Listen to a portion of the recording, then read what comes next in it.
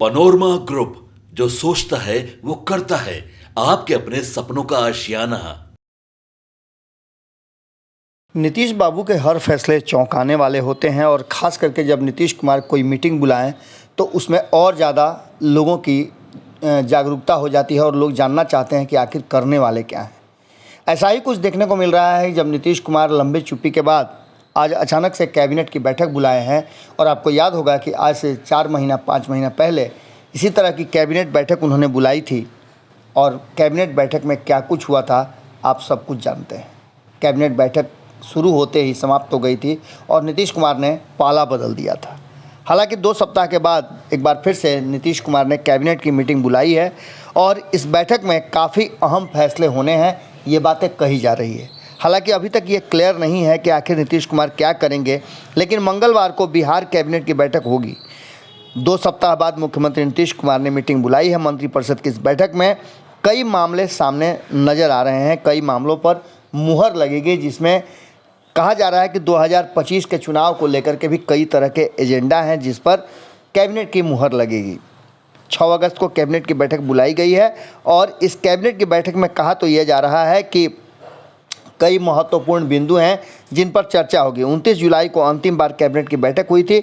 उसके बाद 22 जुलाई से मानसून सत्र शुरू हो गया था, जिस वजह से मंत्रिपरिषद की बैठक नहीं हो पाई थी। इसके बाद मुख्यमंत्री नीतीश कुमार की तबीयत खराब हो गई थी और उसके बाद सब कुछ आपको देख रहे होंगे कि बिहार की राजनीति में किस तरह से उथल पुथल हो रहा था। खैर, इन सारी बातों के साथ अब 2 सप्ताह के बाद कैबिनेट की बैठक होने वाली है तो निश्चित रूप से एजेंडे बड़े भी होंगे। 19 जुलाई को नीतीश कुमार ने अपनी कैबिनेट की बैठक बुलाई थी और 27 एजेंडों पर मुहर लगा था। बिहार फिल्म महोत्सव से लेकर के अन्य कई मुद्दे थे, जिसमें फिल्म निर्माताओं को अनुदान दिए जाने की बात से लेकर के 2 करोड़ रुपये से लेकर 4 करोड़ रुपए तक राशि दिए जाने की बात कही गई थी, जो पूरे देश में सबसे अधिक है।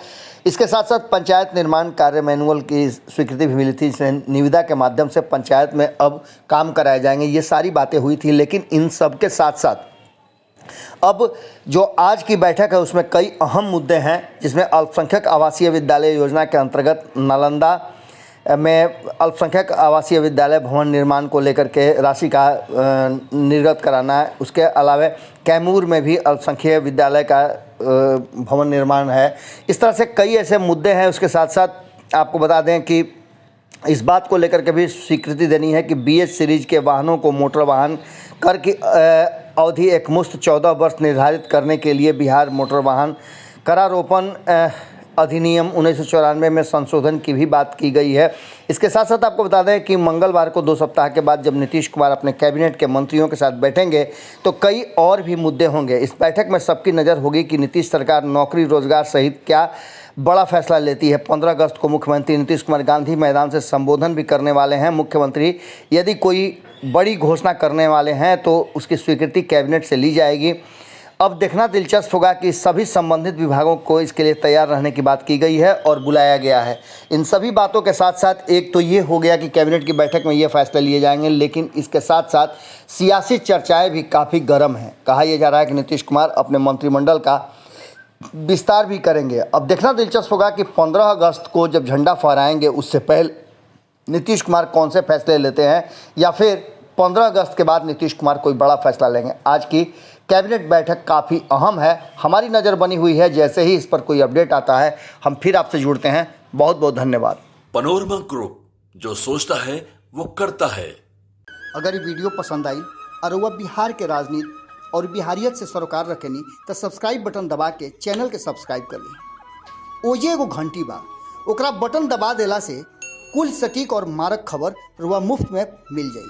अगर रुआ पत्रकारिता के हमनी के नया प्रयोग में सहयोग कर चाहतानी तो ज्वाइन बटन दबा दी।